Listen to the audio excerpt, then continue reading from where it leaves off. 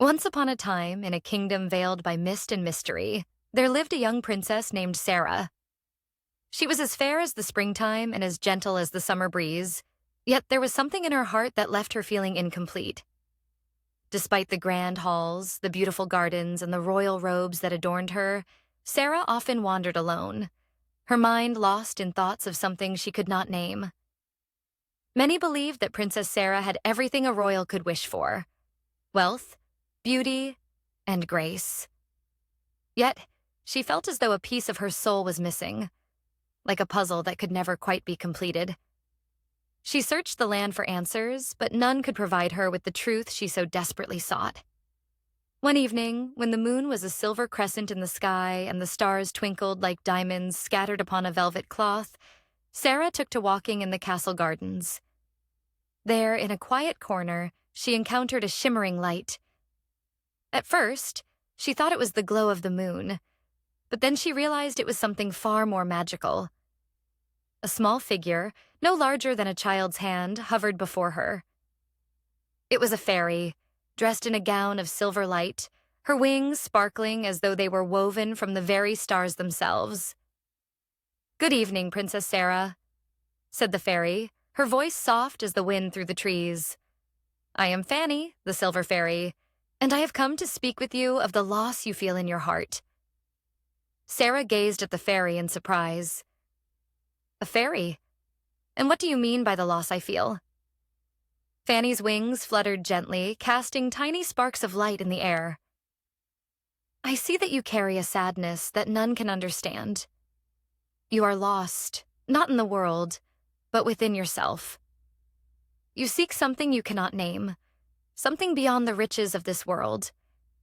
It is a gift that was meant for you, but it was hidden from your sight." The princess lowered her gaze, a tear slipping down her cheek. "But I have everything," she whispered. "I have a kingdom, a crown, and all the treasures a heart could desire, yet I feel empty. I long for something I do not understand." Fanny nodded, her silver wings sparkling with gentle understanding. "Ah, Princess Sarah, it is not the wealth of the kingdom that will fill the emptiness within you, but the discovery of who you truly are. The gift you seek is not something that can be bought or found through riches. It is the knowledge of your own heart and the understanding of your true purpose." The fairy's silver glow brightened, enveloping the princess in a soft, warm light. Sarah closed her eyes, and for a moment, all the noise of the world faded away. She felt a peace unlike any she had ever known, a stillness that filled the very core of her being. "Your true gift, dear princess, is the gift of knowing yourself," Fanny continued. "You must look inward, not outward, to find what is missing. It is not through titles or riches that you will find fulfillment, but through understanding your heart and your role in the world." Sarah opened her eyes, and a sense of clarity filled her heart. She had been searching for a treasure beyond her kingdom, but the true treasure had always been within her, waiting to be discovered. With this newfound wisdom, she smiled, feeling as though the weight she had carried for so long had been lifted. "Thank you, Fanny," Sarah said softly.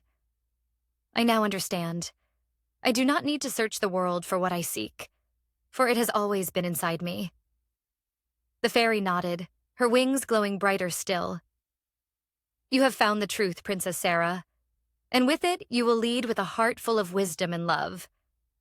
You are no longer lost, for you have discovered the greatest treasure of all, the knowledge of your true self."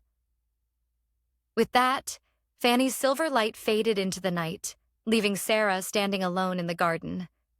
But this time, not lost. The princess returned to her castle, but she was a changed woman.